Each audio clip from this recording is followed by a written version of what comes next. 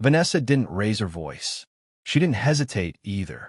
She just stood in our kitchen in Westport, holding a glass of water, and said, "Aaron and I are working things out." The strange part wasn't what she said. It was how normal she expected it to sound. She was still my fiancée, still wearing the ring I had given her months ago, still planning a wedding with me. And yet she said it like it was just another adult situation we could calmly navigate. I looked at her for a few seconds, trying to understand if I had heard it wrong. But I hadn't. So I said the only thing that made sense to me. Then do it as a single woman.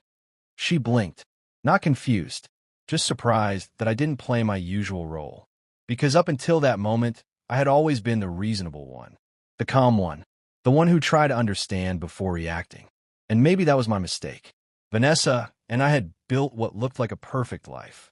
Nice house, good careers, the kind of relationship people assumed was stable just by looking at us. She was smart, composed, and socially sharp. She knew how to present things in a way that made everything look intentional, even when it wasn't. When we first met, that confidence drew me in. She didn't seem chaotic. She seemed controlled. But control and clarity are not the same thing. Aaron came back in her life quietly. An old relationship, someone she once loved. At first, it sounded harmless, just a coincidence. Then occasional mentions. Then small interactions. And slowly, something shifted. She didn't become distant in an obvious way. That would have been easier. Instead, she became inconsistent, warm in public, uncertain in private. Some days, she would talk about our future like nothing had changed. Other days, she felt somewhere else entirely. And that kind of inconsistency doesn't break you instantly. It confuses you slowly. You start questioning yourself instead of the situation. You wonder if you're overthinking, if you're being insecure, if you're turning something small into something bigger than it is. That's how people stay in unclear situations longer than they should. Then one morning, her phone lit up on the kitchen counter. A message from Aaron. "I miss how easy it was with you." I didn't need to open the phone. That one sentence was enough. When she came downstairs, she saw my face and immediately knew something had changed. I asked her why he would send something like that. She didn't deny it. She didn't even seem shocked. She just said, "He's going through something." That answer told me everything. Because she didn't set a boundary. She didn't say it was inappropriate. She didn't shut it down. She justified it. And that's when I realized this wasn't about him anymore. It was about what she was allowing. Over the next few days, I stopped arguing emotionally. I started asking directly, "Are you still emotionally involved with him? Do you want to marry me? Are you choosing this relationship?" She never gave a clean answer. Instead, she gave explanations. Context. Nuance. The kind of responses that sound thoughtful but avoid clarity. Then came the night everything became undeniable. I came home early. She was on a call. I heard my name, then his. When she came out, I asked her directly if she was talking to Aaron. She said yes. I asked if it was about us. She said about me. That was the most honest thing she had said in weeks. So I asked the question I had been avoiding. "Are you still in love with him?" She didn't say no. She just said, "Feelings don't disappear just because time passes." That was it. No drama. No shouting. Just a quiet confirmation that I was no longer the only person in her emotional world. And still, she stayed. Still planning a wedding.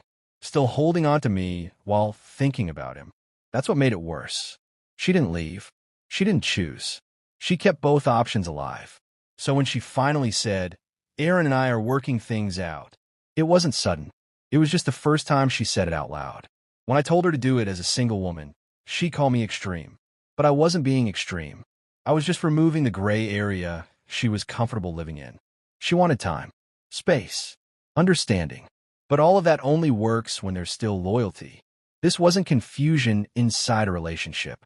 This was decision-making outside of it, while still benefiting from it. So I asked her one final question. "If he asked you to be with him fully tonight, would you still marry me?" She didn't answer, and that silence was louder than anything she had said before. I asked for the ring back. She hesitated, then took it off and dropped it into my hand. Not gently, not emotionally, just done. That night, she packed a bag and left. No dramatic, no big fight, just a quiet ending to something that had already been slipping for weeks. The next few days were not emotional in the way people imagine breakups. They were practical. Canceling the wedding, calling vendors, handling deposits, undoing a future piece by piece. And that's when it really hits you. Breakups at this stage aren't just emotional. They're logistical. About a week later, she reached out to meet. She told me things didn't work out with Aaron, that she was confused, that she might have made a mistake. And for a moment, everything slowed down. Because this is the moment a lot of people wait for. The return, the regret, the second chance. But something in me had already changed. So I asked her one question. Do you miss me?